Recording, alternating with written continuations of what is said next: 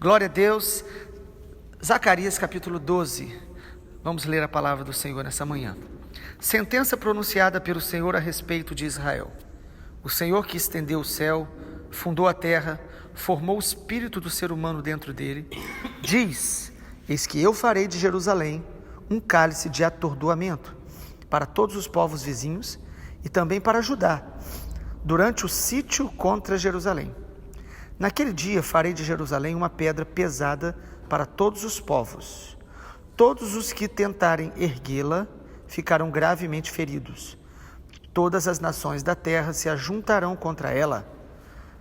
Naquele dia, diz o Senhor, farei com que todos os cavalos fiquem espantados, seus cavaleiros fiquem loucos. Manterei os meus olhos abertos sobre a casa de Judá e farei com que todos os cavalos dos povos fiquem cegos. Então os chefes de Judá pensarão assim: os moradores de Jerusalém têm a força do Senhor dos exércitos, seu Deus. Naquele dia, porei os chefes de Judá como um braseiro aceso debaixo de lenha e como uma tocha acesa entre os feixes de trigo. Eles destruirão à direita e à esquerda todos os povos ao redor, e Jerusalém será habitada outra vez no seu lugar, na própria Jerusalém. O Senhor salvará primeiramente as tendas de Judá, para que a glória da casa de Davi e a glória dos moradores de Jerusalém não sejam exaltadas acima de Judá. Naquele dia o Senhor protegerá os moradores de Jerusalém. O mais fraco dentre eles, naquele dia, será como Davi, e a casa de Davi será como Deus, como o anjo do Senhor diante deles. Naquele dia procurarei destruir todas as nações que vierem contra Jerusalém. E sobre a casa de Davi e sobre os moradores de Jerusalém derramarei o espírito da graça e de súplicas.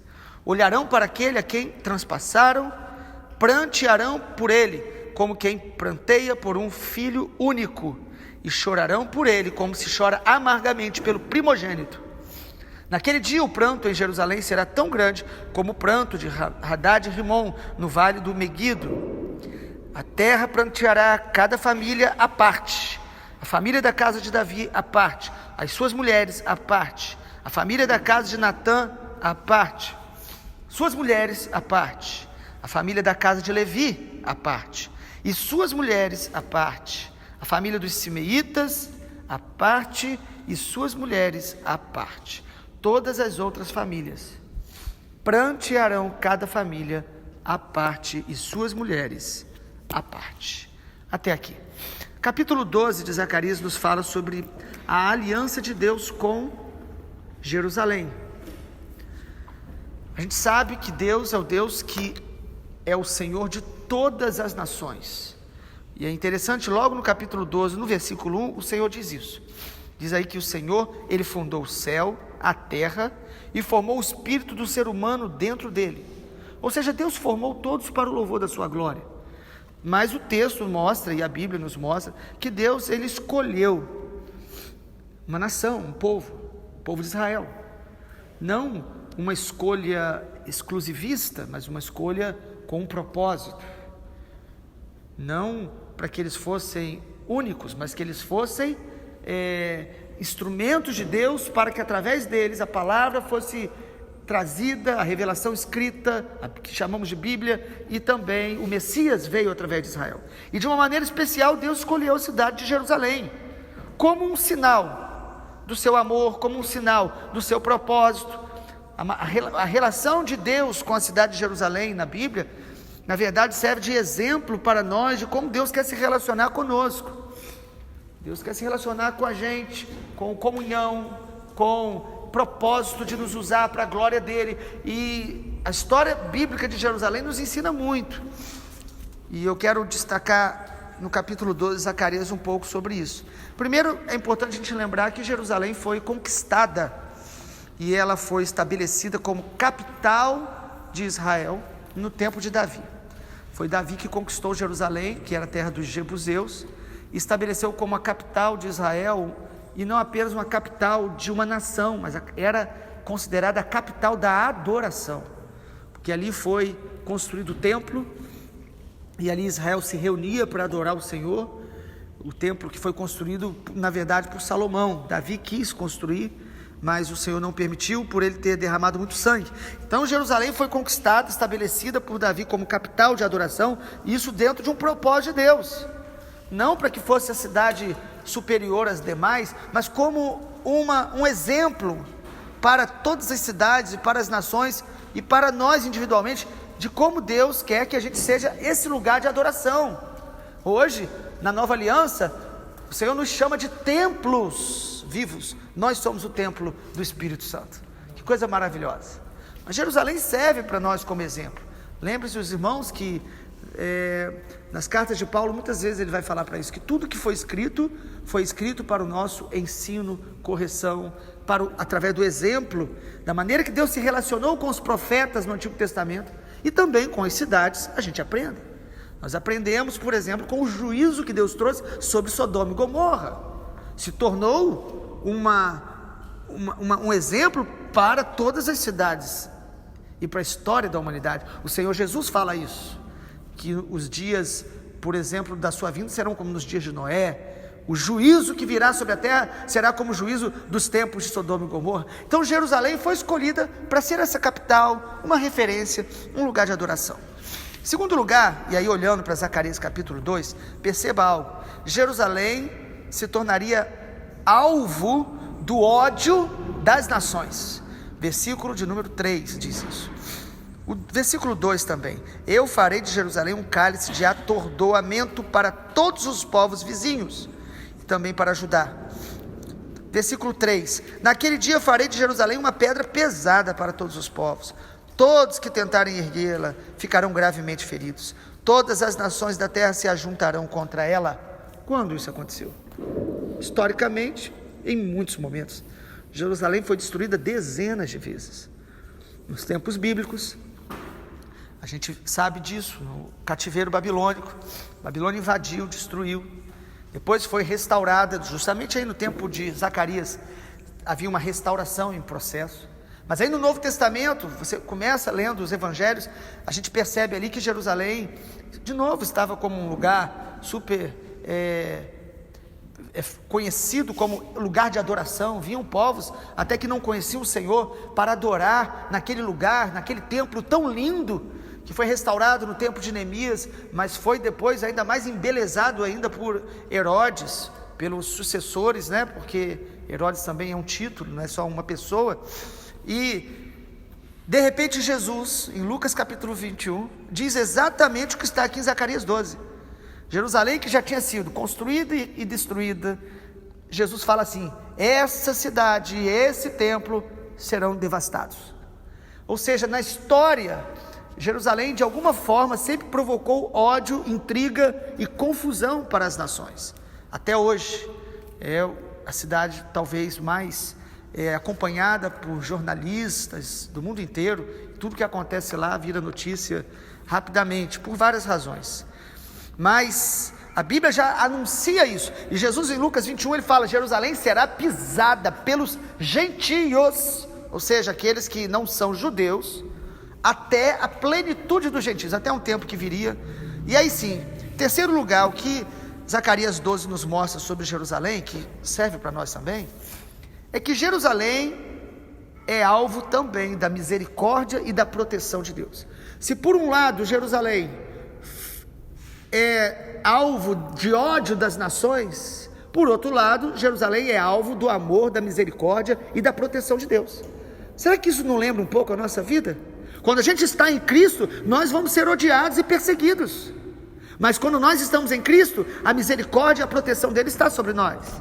Perceba que não é apenas a história de uma cidade, é a história de um Deus que se relaciona com os seus filhos, com pessoas, com famílias, e ele olha para as cidades. Deus, ele vê cidades de maneira específica. Lembre os irmãos que Jesus falou para os discípulos: vocês vão receber o Espírito Santo, serão minhas testemunhas, tanto em Jerusalém, Judeia, Samaria e até os confins da terra. Deus nos vê individualmente, nos vê dentro do contexto de família, nossa origem e relacionamento familiar, e Deus nos vê também de forma territorial. Lá em Atos diz que Deus estabeleceu limites e colocou a cada um de nós em lugares específicos. Você mora onde mora por propósito de Deus, e qualquer mudança que Deus permite às vezes nos guia, deve ser feita pelos propósitos também dele. Mas olha a proteção e a misericórdia de Deus. No versículo 4 de Zacarias 12, diz assim: naquele dia, diz o Senhor, farei com que todos os cavalos fiquem espantados, cavaleiros fiquem loucos, manterei os meus olhos abertos sobre a casa de Judá. Que coisa maravilhosa. Deus, ele tem olhos abertos para aqueles que são dele. Ainda no versículo 4 diz que, versículo 5: então os chefes de Judá pensaram assim: os moradores de Jerusalém têm a força do Senhor dos Exércitos, seu Deus. O que Deus está dizendo aqui é que a graça, a misericórdia dele traria uma proteção especial sobre Jerusalém. É estranho, porque como que Deus protege, tem misericórdia, se Jerusalém foi tão pisoteada durante toda a história? Amado, a proteção de Deus não nos livra de provações, mas a proteção de Deus, ela nos protege para os seus propósitos. Ainda que Jerusalém tenha sido massacrada durante esse tempo todo, Deus está dizendo o seguinte: eu terei um olhar de proteção e os meus propósitos vão se cumprir através dessa cidade. Assim é a nossa vida. Deus nos protege e nos guarda, mas nós somos provados, passamos por lutas, e Deus tem propósitos. A proteção de Deus é segurança que os propósitos dele se cumprirão na nossa vida. Proteção de Deus não significa ausência de luta, de perseguição e até de tropeços, como Jerusalém, como cidade, muitas vezes endureceu o coração, inclusive nos tempos de Jesus, porque houve provações que Deus permitiu e perseguições, porque o coração da cidade se endureceu. Jesus foi crucificado ali fora dos muros, mas ali em Jerusalém. Agora, Deus, nesse tempo todo, desde o primeiro século da era cristã até 1948, desde os tempos de Jesus, Jerusalém foi extremamente massacrada, invadida, destruída, tudo de ruim.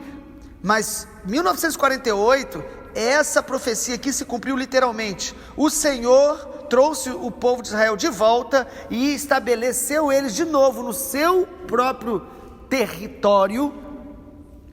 E logo um pouco depois, não em 1948, Israel reassume Jerusalém como a sua capital. E isso até hoje ainda é contestado por muitos, sobretudo pelo mundo islâmico, porque Jerusalém é uma cidade considerada sagrada pelas três maiores religiões monoteístas do mundo: cristianismo, islamismo e judaísmo.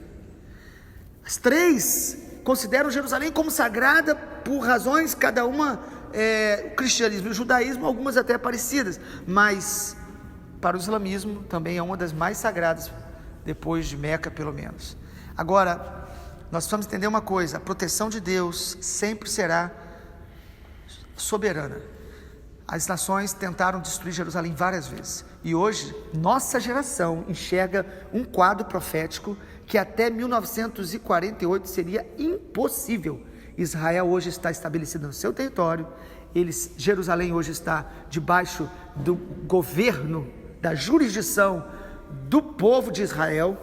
Deus tem cumprido a sua palavra profética, protegeu, guardou de vários ataques, inclusive atualmente, quando da faixa de Gaza, nos últimos dias, tem sofrido ataques, mais uma vez, intensos por parte dos palestinos, e Deus tem guardado aquela cidade. Por quê? Por causa do propósito dele, da palavra dele. Não porque Deus tem cidades prediletas, mas Deus tem cidades debaixo de propósitos dele, e os propósitos de Deus se cumprirão. Todas as coisas cooperam para o bem daqueles que amam a Deus. Sabemos que muito da perseguição dos judeus na história foi devido à dureza do coração deles de ter rejeitado o Messias, mas também Deus, que permite que povos se levantem como forma de juízo contra Israel, é o Deus que guarda Israel, restaura Israel e julga os povos que se levantarem contra eles.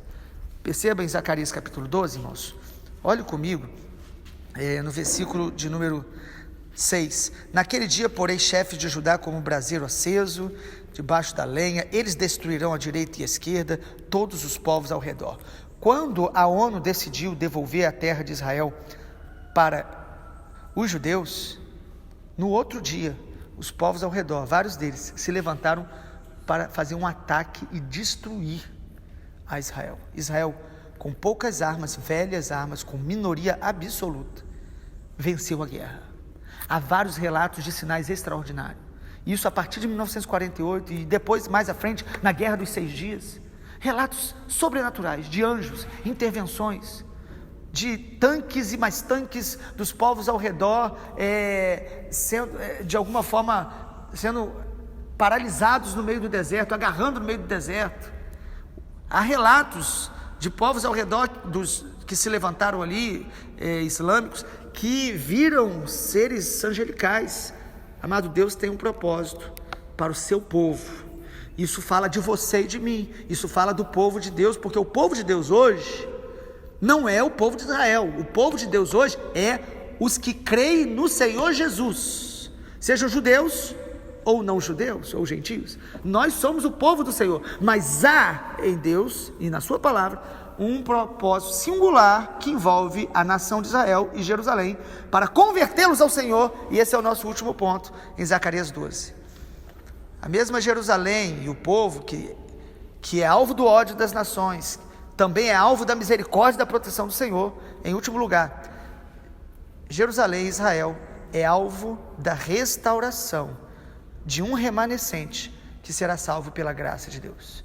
Deus salvará um remanescente dentro do povo de Israel. Perceba isso, irmãos, se isso não é claro no versículo 10. Antes, no versículo 9, o Senhor diz: naquele dia eu vou destruir as nações que vierem contra Jerusalém. E foi o que Deus fez em muitos aspectos, ainda que haja hoje aquele cerco, sobretudo daqueles que exigem o território deles, que são os palestinos. Mas no versículo 10 tem uma promessa clara: sobre a casa de Davi, sobre os moradores de Jerusalém, derramarei o espírito da graça e de súplicas. Olharão para aquele a quem transpassaram, prantearão por ele como quem pranteia por um filho único, e chorarão como se chora amargamente pelo primogênito. Que palavra é essa, amado? Palavra profética da conversão, da salvação de um remanescente dentro do povo judeu. Então todos os judeus serão salvos? De maneira nenhuma. A salvação está em Cristo Jesus, somente nele. Mas o que o texto está dizendo é que nos dias finais o Senhor derramaria o Espírito Santo, que é o Espírito que nos ensina a orar, o Espírito de súplica, que revelaria o Messias, que faria com que eles vissem Jesus e se arrependeriam de o ter traspassado. Eles viriam o Messias e reconheceriam que eles crucificaram, que eles negaram, que eles não creram, e o Messias é Jesus, é o Senhor, e haveria uma conversão significativa, acentuada no meio do povo de Israel antes da volta do Senhor Jesus. Isso tem acontecido de maneira abundante. Nas últimas 3 décadas tem se convertido mais judeus do que nos últimos 300 anos. Não só no território de Israel, mas nas nações. Muitos que nós conhecemos. Estivemos lá 2 vezes e a gente conheceu de perto essa realidade. Há judeus que têm tido visões de Jesus. Imaginam judeus ortodoxos que negam absolutamente o Novo Testamento e a Jesus, e de repente eles têm visões do Senhor Jesus, e o Senhor Jesus se apresentando: eu sou o Messias que vocês rejeitaram. E eles, atordoados com uma visão dessas, procuram alguma igreja, que lá em Israel tem muitas congregações do Senhor espalhadas, e se entregam a Jesus. Quantos Deus está mobilizando para a obra missionária, para evangelizar os judeus nesse tempo? Há um acelerar da conversão dos judeus. Por quê? Porque o nosso Senhor Jesus está voltando, e Lucas capítulo 21 está se cumprindo. Ainda que escatologia, doutrina do final dos tempos, tenham tantos aspectos que sejam às vezes difíceis de entender, às vezes muito simbólico, há coisas que são muito claras, que só não vê quem tem algum tipo de preconceito ou algum tipo de argumento teológico, que às vezes anula a história de Israel como história profética para esse tempo. O que o texto está dizendo, que no final dos tempos o Senhor vai derramar um espírito da graça, que vai levar as pessoas a reconhecer o Messias e se arrepender, porque a conversão leva ao arrependimento, e esse arrependimento, irmãos, vai acontecer com quem? Como? O texto é claro, diz que eles vão chorar, clamar, reconhecer que eles crucificaram a Jesus. Quando nós nos convertemos, a gente sabe, nós reconhecemos que nosso pecado, os nossos pecados foram responsáveis pela morte de Jesus. Isso está acontecendo hoje entre os judeus e vai acontecer mais ainda. E o que acontece? Arrependimento. O texto fala aí de um choro, de um pranto amargo, que vai envolver indivíduos, famílias. O texto mostra claramente, no versículo 11, naquele dia o pranto de Jerusalém será tão grande, a terra planterá cada família à parte, a família da casa de Davi à parte, as mulheres, os homens, as famílias, cada um se arrependendo, como família, reconhecendo que Jesus é o Messias. O Senhor Jesus falou isso, que eles não viriam o Senhor novamente, antes que eles falassem, bendito é o que vem em nome do Senhor. No hebraico, Baruch Rabá Hashem Adonai. E há judeus falando isso hoje, cantando isso hoje. E nós, como igreja, gentios, mas igreja do Senhor Jesus, precisamos orar pela salvação deles como cumprimento profético para a volta do nosso Senhor Jesus.